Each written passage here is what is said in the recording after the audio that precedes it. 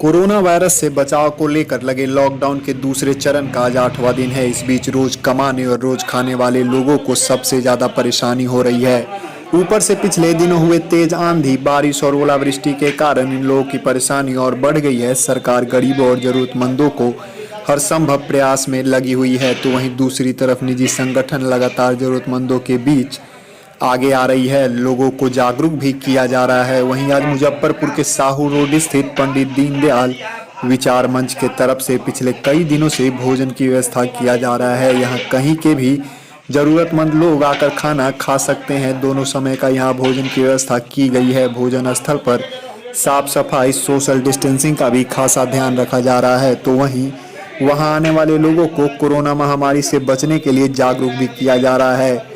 पंडित दीनदयाल उपाध्याय विचार मंच के राष्ट्रीय संयोजक अजय कुमार चौहान ने कहा कि हम पिछले कई दिनों से जरूरतमंदों को खाना खिला रहे हैं और इस अभियान को हम 3 मई तक जारी रखेंगे। उन्होंने आगे कहा कि हम निजी तौर पे लोगों को भोजन मुहैया करवा रहे हैं और हमारी आर्थिक स्थिति भी अब लचर होने लगी है। इसीलिए हम सरकार से आग्रह करते हैं कि हमारी कोई मदद की जाए। हमारा लगातार जो हम लोगों का प्रयासरत था, जिसके लिए हम लोगों ने संकल्प लिया है कि है सो कोई भी भूखा न रहे और कोई भी है सो बेसहारा को भोजन न मिले, इसके तहत है सो भोजन आपके साथ। इसी के तहत में पंडित दीनदयाल उपाध्याय विचार मंच लगातार सभी लोगों को भोजन मुहैया कराती है और भोजन करा रही है।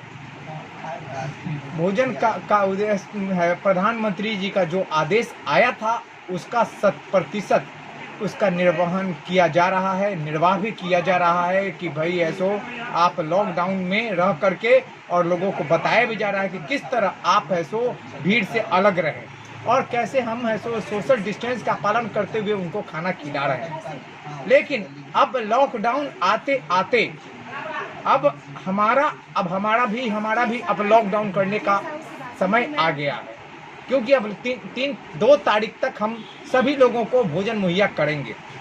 क्योंकि सबसे ज़्यादा हम लोग को समस्या आ रही है, सो आर्थिक दिक्कतें आ रही हैं, क्योंकि हमारे पास ना है सो सब्सिडाइज्ड गैस हमको मिल पाता है और ना ही कोई है सो सरकार द्वारा सुविधा मिल पाती है। सरकार द्वारा जो भी सुविधा मिल रही है वहाँ पे तो लोग नगण्य होते हैं, मगर यहाँ जहाँ भीड़ वाले हैं वहाँ पे है सो कोई सुविधा हम सरकार द्वारा नहीं मिल पा रही है।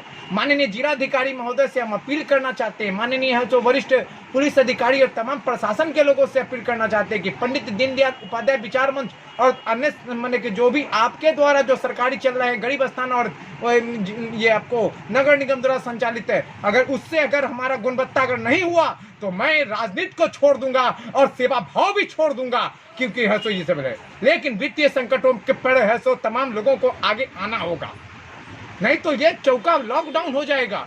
लॉकडाउन हो जाएगा तो 400 से 500 लोग जो रिक्शा वाले खाना खा रहे हैं वो है सो भूखे अनूठे रह जाएंगे। हम सभी को पैसा देते हैं, जो हमारे स्वयंसेवक हैं उनके पारिश्रमिक उनके घर के लिए कुछ न कुछ है सो पारिश्रमिक यहाँ दिया जा रहा है, क्योंकि हमारे स्वयंसेवक है ना, फिर भी अपना समय दे रहे हैं। सुबह 5 बजे से 11 बजे तक वो हमारे स्टाफ नहीं है, लेकिन उनके परिवार के लिए कुछ न कुछ तो अनुदान मिलना चाहिए ना। जो गैस है वो हमको 850 रुपये में खरीदना पड़ रहा है, हम उससे ज़्यादा चिंतित हैं। हमारे पास में लोगों क्या है जो दे रहे हैं, लोगों को तक पहुँचा करने का काम हम कर रहे हैं। सरकार से क्या चीज़ का मांग?